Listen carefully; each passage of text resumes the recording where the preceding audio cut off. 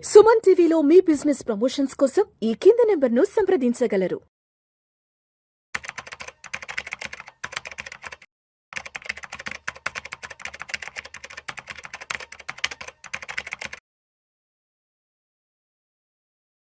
రామచంద్రమూర్తి గారు నమస్తే సార్. నమస్తే విష్ణు గారు. Welcome to Vishnu talks. Thank you.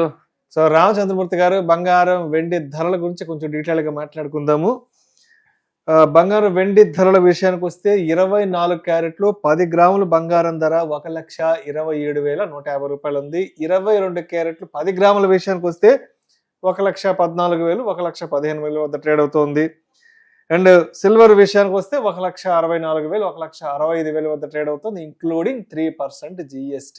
So ఏంటి ఇప్పుడు బంగారం వెండి ధరలు పెరుగుతున్నట్ట, అలానే ఆగినట్ట, తగ్గినట్ట, ఇప్పుడు కొనాలా కొనకూడదా? ఇవి పబ్లిక్ లో ఉన్న క్వశ్చన్స్. మీరేం చెప్తారు? Very good sir. యాక్చువల్గా అంటే బంగారానికి ట్రంప్ గారికి రిలేషన్ ఉందండి.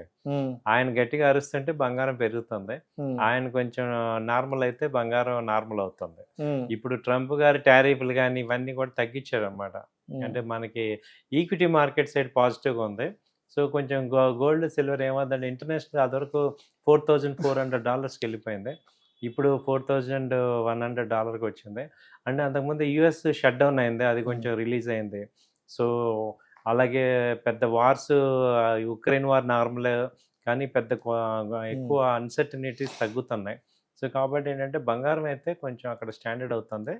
బట్ 4,000 అయితే మేజర్ బేస్. అదివరకు 3,900 దాకా వచ్చింది. అంటే మొన్న లాస్ట్ వీక్ 1,17,000 దాకా వచ్చింది గోల్డ్. సో ఇప్పుడు ఏంటంటే గోల్డ్ కూడా ఇప్పుడు తగ్గుతూ ఆ రేంజ్లో అయితే ఉంది. అంటే 1,27,000 నుంచి 1,19,000 మధ్యలో రేంజ్లో ఉంది ప్రజెంట్.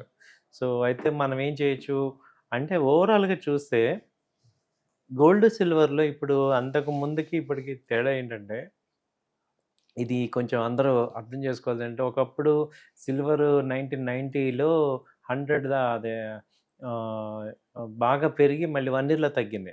కానీ ఇప్పుడు సిల్వర్ తగ్గితే మళ్ళీ 1,00,000 వస్తుందా అంటే ఛాన్సెస్ కష్టం. ఎందుకంటే సిల్వర్కి ఇండస్ట్రియల్ యూసేజ్ బాగా పెరుగుతుంది. అంటే సోలార్ వెహికల్స్లో కానీ, ఫోన్స్లో కానీ, chip manufacturing, so electrical panels, వీటన్నిటికీ సిల్వర్ డ్యూయల్ యూసేజ్ ఉంది. కాబట్టి ఏంటంటే సిల్వర్ అయితే ఇంకా బేస్ తగ్గినా ఒక 10,000 20,000 తగ్గుతుంది కానీ, బట్ 1,20,000 1,30,000 వచ్చినా మళ్ళీ అక్కడి నుంచి సపోర్ట్ తీసుకొట్టే ఛాన్సెస్ ఉన్నాయి. అలాగే గోల్డ్ కూడా 1,20,000 బేస్ రేట్ అయిపోయింది మనకి. 1,00,000 మ్యాక్సిమం వచ్చినా 1,15,000 అక్కడ వరకు ఛాన్సెస్ ఉందండి.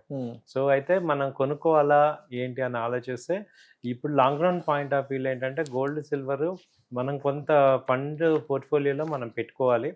సో ఇన్వెస్ట్మెంట్ పాయింట్ ఆఫ్ వ్యూలో ఏంటంటే గోల్డ్ సిల్వర్ మనం ఇన్వెస్ట్ చేసుకోవాల్సిన పరిస్థితి ఉంది. ఎందుకంటే ఇంకా చూసుకుంటే రేట్లు పెరిగేవి తప్ప తగ్గేదే అయితే లేదు.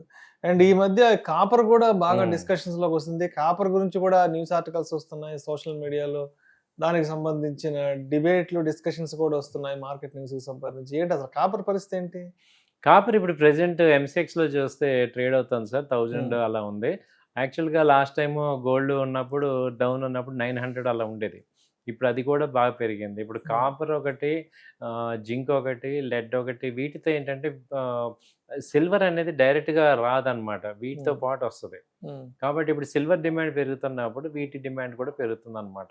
సో అందువల్ల ఈ రేట్లు పెరుగుతున్నాయి. సో సిల్వర్ ఓర్ అనేది వీటితో పాటు బాక్సైట్, కాపర్, జింక్, లెడ్ వీటితో మిక్స్ అయి ఉంటుంది. కాబట్టి అందుకని ఆ సిల్వర్ డిమాండ్ ఉండటం వల్ల దీనికి కూడా యాన్సిలరీ డిమాండ్ అనేది పెరుగుతుంది. సో ఈవెన్ కాపర్కి కూడా, ఎందుకంటే ప్రజెంట్ ఇండస్ట్రియల్ యూసేజ్ ఇంకా బాగా పెరుగుతుంది.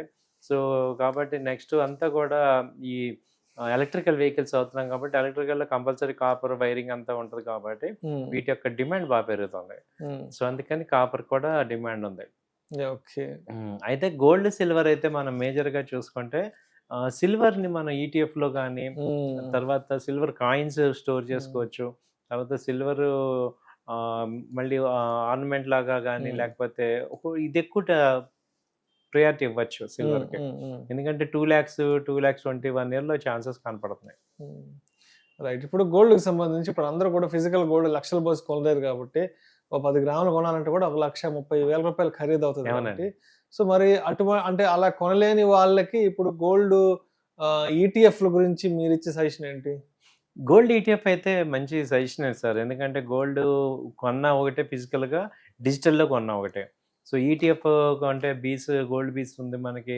డైరెక్ట్‌గా మనకి నిఫ్టీ మన డీమ్యాట్‌లో కనపడుతూ ఉంటాయి. రోజు చూసుకోవచ్చు ఎంతున్నాయి. ఆ తర్వాత ట్రేడ్ కూడా చేసుకోవచ్చు. రేట్ బాగుందంటే అమ్మేసుకోవచ్చు. But long term point of వ్యూలో స్టోర్ చేసుకోవటం ఈజీ. మెయిన్ అలాగే ఎక్కువ గోల్డ్ వేసుకున్న బయట థ్రెట్ ఉంటది కాబట్టి ఇందులో ఆ ప్రాబ్లమ్ లేదు. అలాగే గవర్నమెంట్ ఇచ్చే సీలింగ్ లేదు. ఎంతైనా కొనుక్కోవచ్చు. సో సీలింగ్ లేదు కాబట్టి ఇది ఒక అడ్వాంటేజ్ మనకి. సో కాబట్టి ఈ డిజిటల్‌ని ఎక్కువ బెటర్ అనేది చెప్పుకోవచ్చు మనకి. రైట్. సో అయితే ఇప్పుడు మొత్తానికి మరి బంగారం కొనాలా? లేదంటే ఇంకొద్ది రోజులు వెయిట్ చేయాలా? అన్న సందిగ్ధంలో ఉన్న వాళ్ళకి రామచంద్రమూర్తి గారు ఏం చెప్తారు? బంగారం ఇప్పుడు మీరు ఒక 100 గ్రామ్స్ కొందాం అనుకున్న వాళ్ళు 50% ఇక్కడ తీసుకోవచ్చు సార్. బాగా తగ్గింది. అలా అని ఇంకా తగ్గుతుందా అంటే కొంచెం ఛాన్సెస్ ఉంది తప్ప మళ్ళీ అది పెరిగేదే. సో కాబట్టి ఒక బై అండ్ డిప్స్ లాగా కొనుక్కోండి. ఒక ఈ రేట్లో కొంత, మళ్ళీ తగ్గితే కొంత.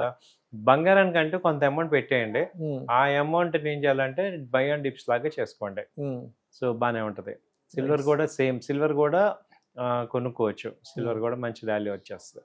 Right sir. Thank you sir. Thank you so much Ramachandra. Thank you అండి. Thank you.